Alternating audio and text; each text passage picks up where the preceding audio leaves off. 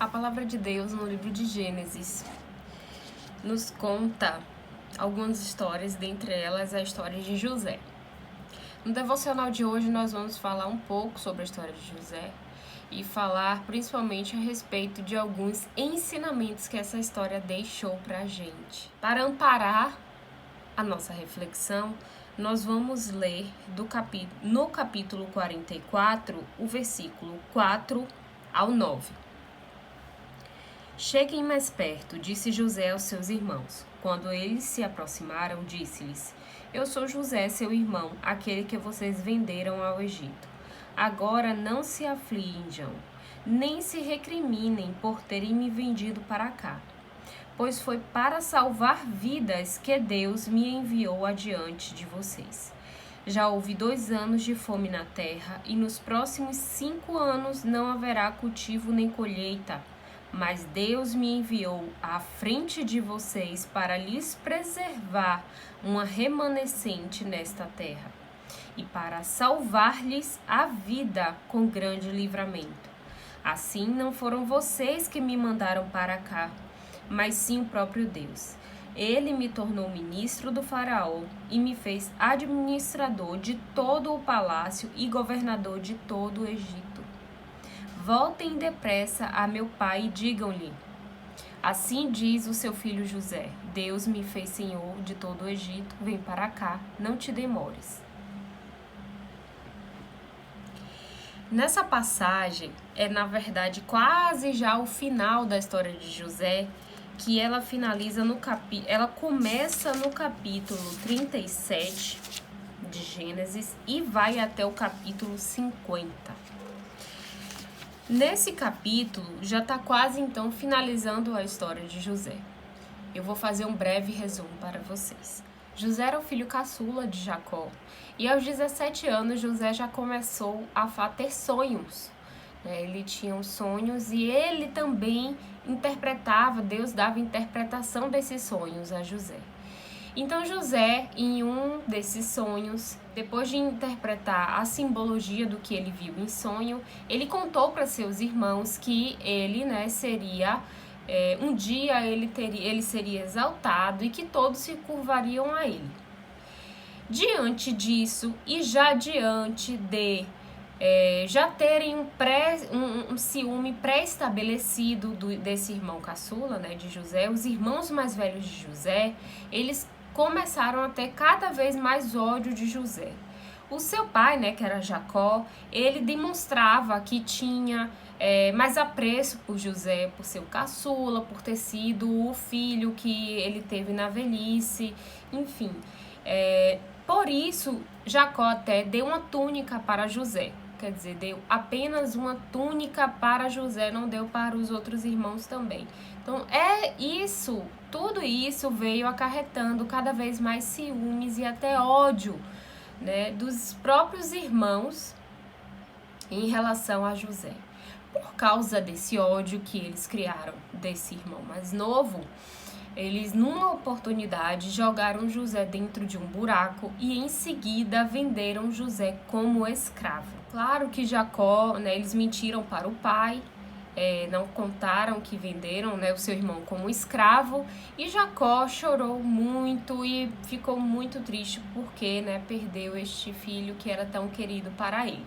E viveu o resto, dos anos acreditando que José havia morrido, que ele teria sido morto por animais, no deserto. José, quando ele foi vendido como escravo, ele foi vendido para o comandante da tropa do faraó, que tinha o nome de Potifar.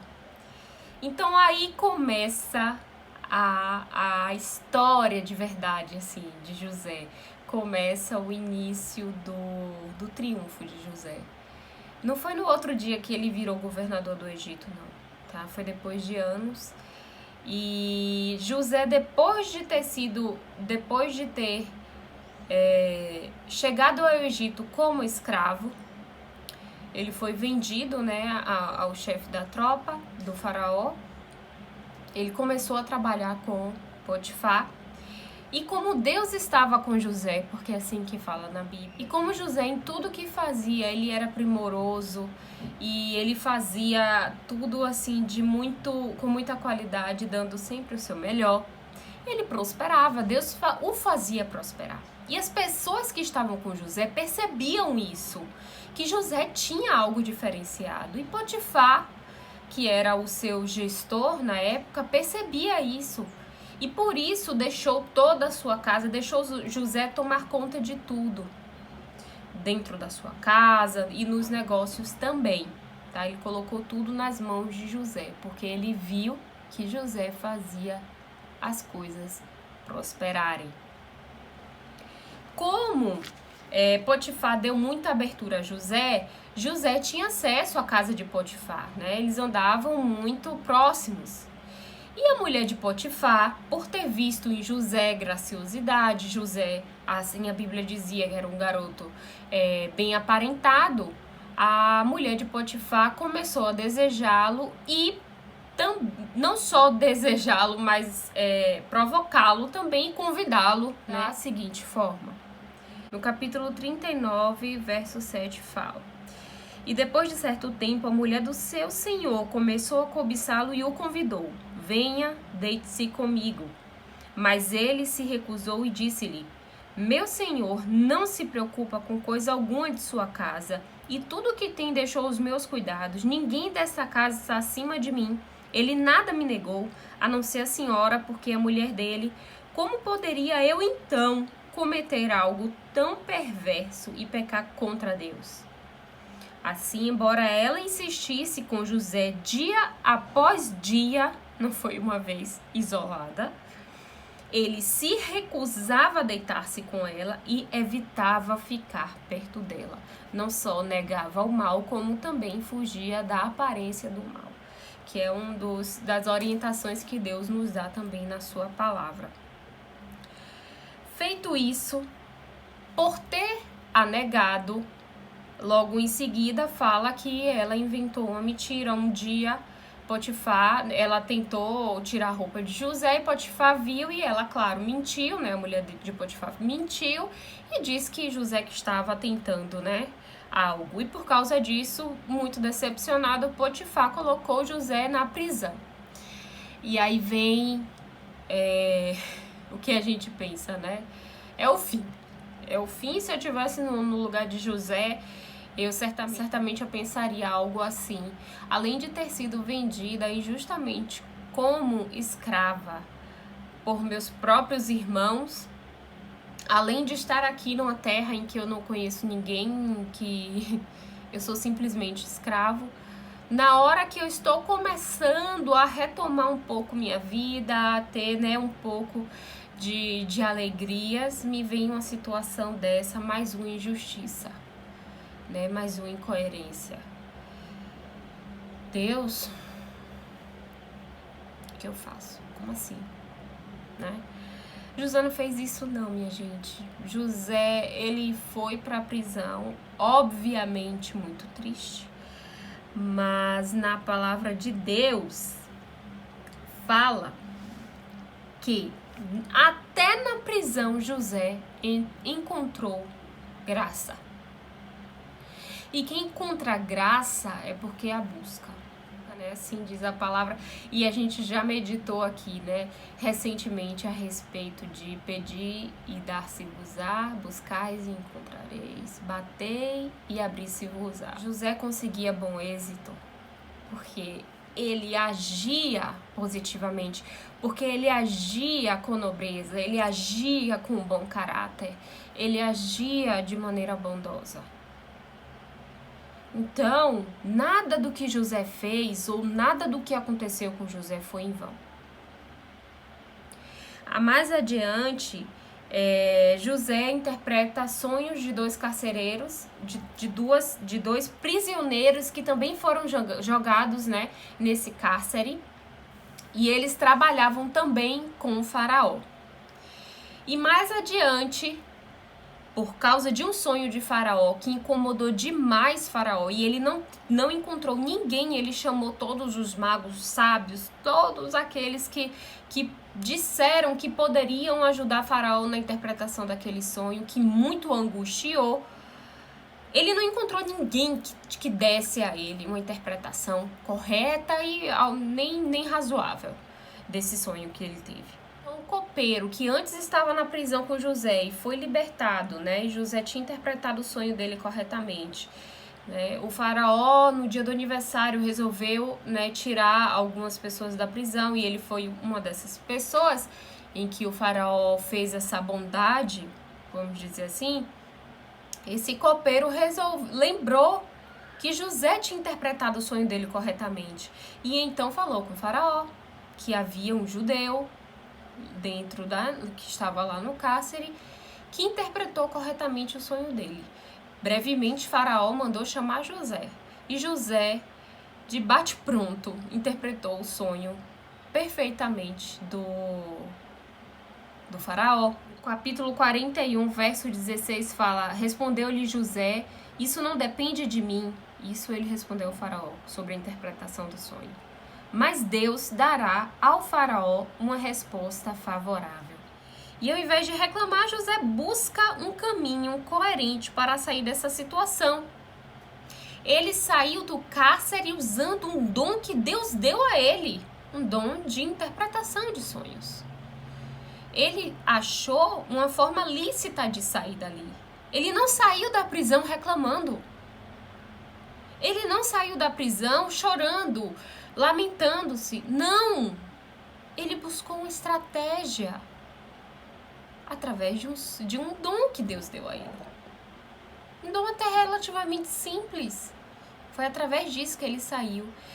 E Faraó, ao ver essa interpretação, ao ver e certamente sentir em José um excelente caráter, disse assim para ele.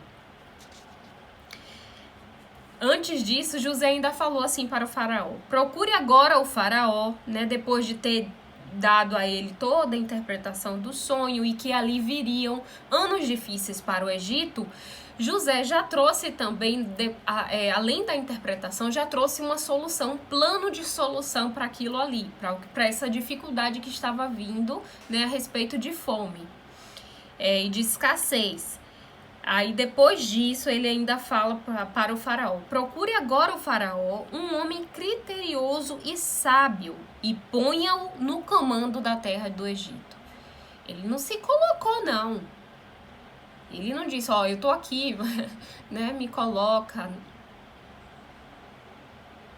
Ele só fez o que cabia a ele, humildemente, né? Ele deu a interpretação e a solução. Na sequência, o que é que o faraó responde para ele? Disse, pois, o faraó a José: uma vez que Deus revelou a você todas essas coisas, não há ninguém tão criterioso e sábio como você. Você terá o comando do meu palácio. Todo o meu povo se sujeitará às suas ordens. Somente em relação ao trono serei maior do que você. E o faraó prosseguiu: entrego a você agora o comando de toda a terra do Egito. Em seguida, o faraó tirou do seu dedo o seu anel-selo e o colocou no dedo de José. Mandou vestir linho fino e colocou uma corrente de ouro em seu pescoço. Também o fez subir em sua segunda carruagem real. E à frente os arautos iam gritando: abram caminho. Assim José foi posto no comando de toda a terra do Egito. Disse ainda o faraó a José: eu sou o faraó, mas sem sua palavra ninguém poderá levantar a mão nem o pé em todo o Egito. Eita, como é bom ter honra vinda de Deus. José foi aclamado então governador do Egito. Ele chega como escravo vendido pelos seus próprios irmãos e sai do Egito. Sai não, fica, porque ele morreu ainda lá. Porque ele viveu o resto de toda a sua vida lá. Muito bem, né? Dono, governador do Egito. Acima dele, só o faraó. De resto, quem mandava era ele. Como Deus honrou as atitudes de José. como Deus honrou a bondade, a coerência de José. Então, meus irmãos, na sequência e ao final, né, como eu já li aqui no início, José se encontra com seus irmãos. José não culpa os seus irmãos, mas ele também teve uma interpretação coerente a respeito do que aconteceu com ele. À medida que ele fala, assim não foram vocês que me mandaram para cá, mas sim o próprio Deus. Deus permite que nós atravessemos vales, dificuldades, né? Muitas, variadas, mas Ele sempre está conosco. E sempre há a presença de Deus para aqueles que o buscam. Deus sempre dá uma solução, né? E Ele tem um plano para cada um de nós. E que lindo plano que Deus teve para José, né? Difícil e muito honroso, né? Então, muitas vezes nós vemos em algumas histórias, talvez todas as histórias, né? Muita dificuldade para encontrar a vitória, a prosperidade. Mas a sensação que eu tenho é que quanto maior é a dificuldade, maior também é a bonança. Então, meus irmãos, com essa história de José, eu quero dizer para vocês que o que mais ela me ensina muitas coisas e a gente pode fazer outros devocionais a respeito dela e meditando em vários pontos positivos dessa história. Mas a que eu quero deixar aqui principalmente hoje para vocês vocês irão prosperar quando pararem de reclamar, de esbravejar, de se intimidar, de principalmente se lamentar. Vocês vão encontrar a chave da vitória quando vocês meditarem a respeito do que tem em mãos, do que Deus os deu e que vocês podem usar e trabalhar a favor de vocês. Deus sempre nos dá ferramentas para escalar a montanha que Ele também nos deu para escalar. Não é simplesmente toma aqui essa montanha e você se vira e não sei nem como é que você vai subir isso aí. Não. Deus nos dá, seja lá o que for, a pá, aquele negocinho que enfia, que eu esqueci o nome. Deus te dá tudo, meus irmãos. Deus te ampara para fazer o que tem que ser feito para garantir a sua vitória. Desde que você esteja com Deus, Ele estará com você. Muito mais do que você até com Ele. E Deus vai te dar muito mais do que você pede. José nunca pediu ser governador do Egito. Nem passava pela cabeça dele. Foi Deus que revelou a ele com 17 anos. Né? E ele só foi ser governador do Egito já homem, adulto. Ele teve que passar por diversas provas. Então, no momento da prova, não reclame, não se lamente. Pelo contrário, dê o seu melhor. Faça tudo como se você estivesse fazendo para Deus. Que você vai prosperar. Suas condições irão melhorar. Seu conhecimento vai melhorar. Sua saúde vai melhorar.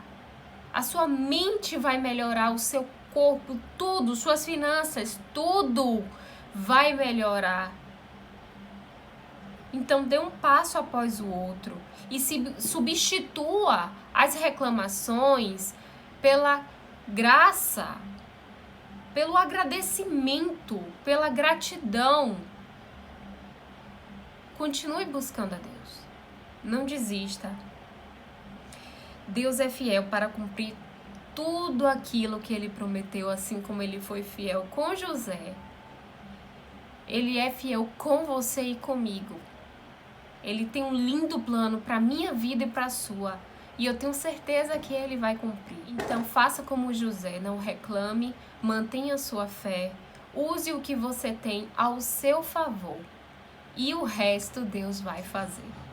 Amém? Fiquem com Deus e até o próximo devocional. Um beijão para vocês. Tchau!